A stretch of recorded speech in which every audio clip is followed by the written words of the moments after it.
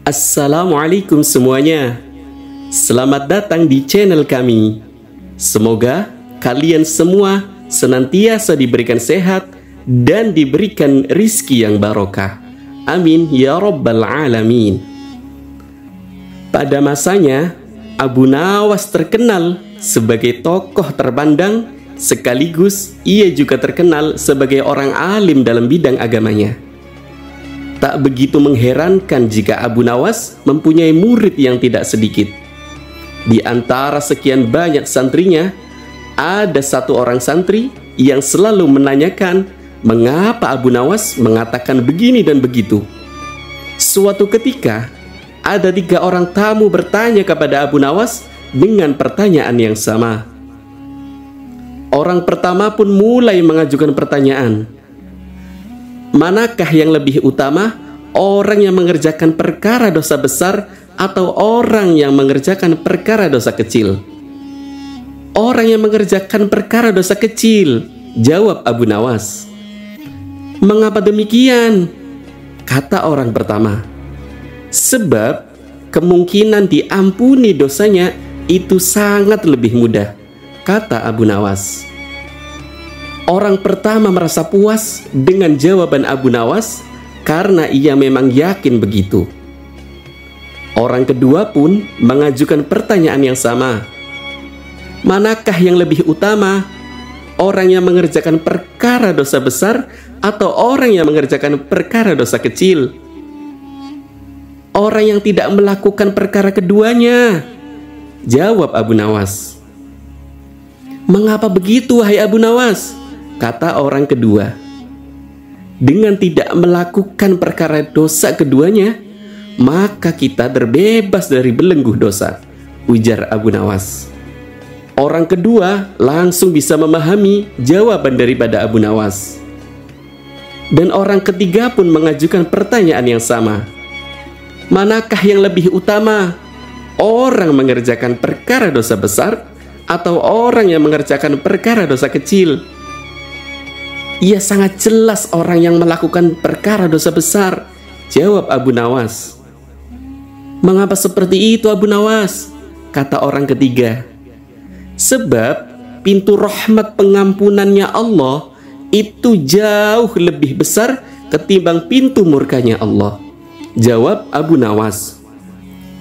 Orang ketiga pun menerima alasan yang diberikan oleh Abu Nawas. Kemudian ketiga orang tersebut beranjak pulang dengan perasaan yang sangat puas. Karena belum mengerti dengan semuanya, seorang santri Abu Nawas pun bertanya, mengapa dengan 3 pertanyaan yang sama, tetapi engkau bisa menjawabkan dengan jawaban yang berbeda? Manusia itu dibagi 3 tingkatan. Tingkatan yang pertama yaitu tingkatan mata.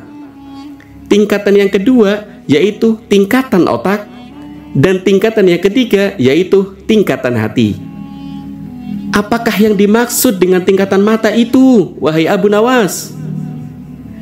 Tingkatan mata yaitu ketika anak kecil yang melihat bintang di langit, kemudian ia mengatakan bahwa bintang itu kecil karena ia hanya menggunakan matanya saja untuk melihatnya, jawab Abu Nawas.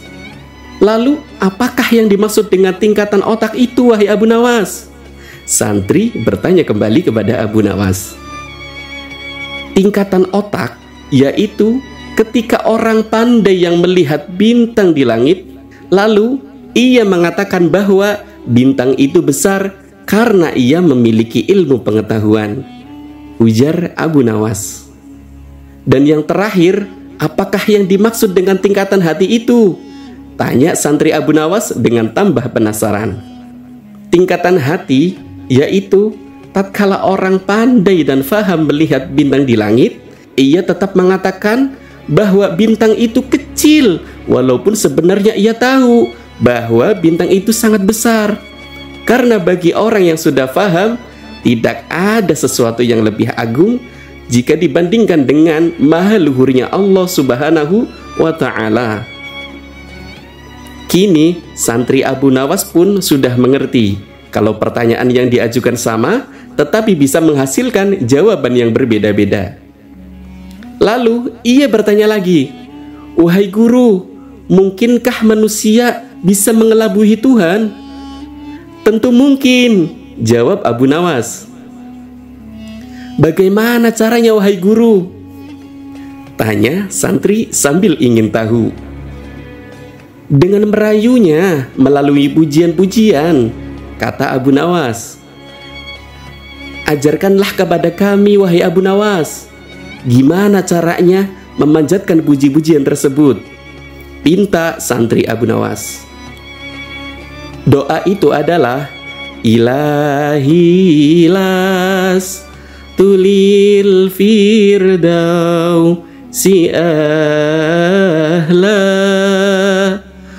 wala aqwa ala naril jahimi fahabli taubatan waghfir dhunubi fa innaka ghafiru dzambil azimi." Sedangkan arti doa itu adalah, "Wahai Tuhanku, aku ini tidak layak menjadi penghuni surga, akan tetapi aku juga tidak akan kuat dengan panasnya api neraka. Oleh sebab itu, terimalah tobatku serta ampunilah dosa-dosaku, karena sesungguhnya Engkaulah Zat yang Maha mengampuni dosa-dosa besar." Nantikan cerita selanjutnya hanya di channel kami. Wassalamualaikum warahmatullahi wabarakatuh.